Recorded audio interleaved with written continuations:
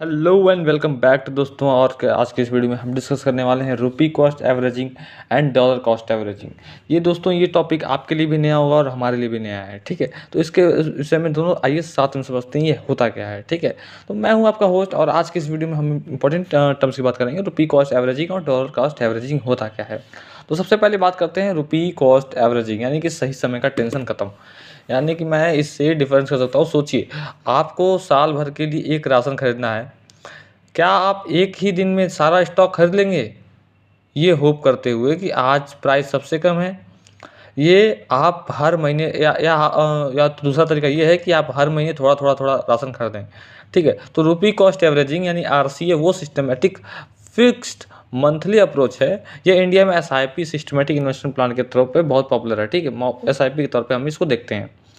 और simple idea ये है कि आप हर महीने एक fix amount of rupees invest करते हैं, जैसे कि 5,000 रुपये, चाहे मार्केट प्राइस कुछ भी हो, ठीक है। जब आपका मार्केट डाउन रहता है, फंड प्राइस कम होती है, तो आपका फिक्स्ड जो 5,000 जैसे ज़्यादा यूनिट खरीदता है, ठीक है।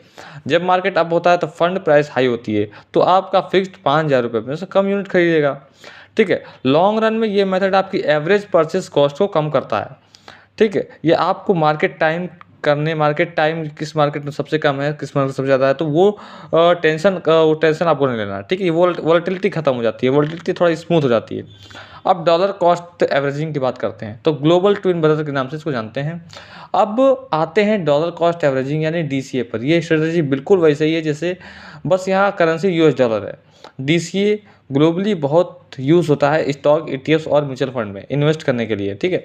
आरसीए की तरह ही आप हर पीरियड में एक fixed amount of dollar invest करते हैं, कमिटमेंट करते हैं, जैसे कि हर हफ्ते $100, no matter what is the share price is, ठीक है। चाहे आप इंडियन मार्केट में रुपीज़ लगा रहे हैं या यूएस मार्केट में डॉलर, फाइनेंशियल मैकेनिज्म सेम है। Fixed currency amount of periodically invest करो, ताकि परचेज प्राइस जो एवरेज है वो आपके मार्केट पीक पर जो कुछ हो, चाहे खरीदने के लो रिस्क पे हो, वो आपके लिए एवरेज हो, ठीक है।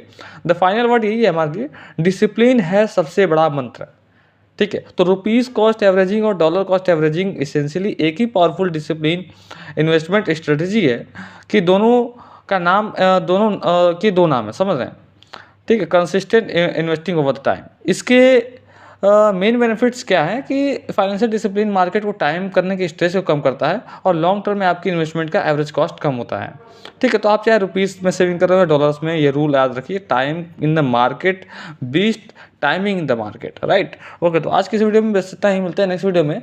और तब तक के लिए देखिए, इतने टॉपिक आपके लिए तैयार किए मैंने।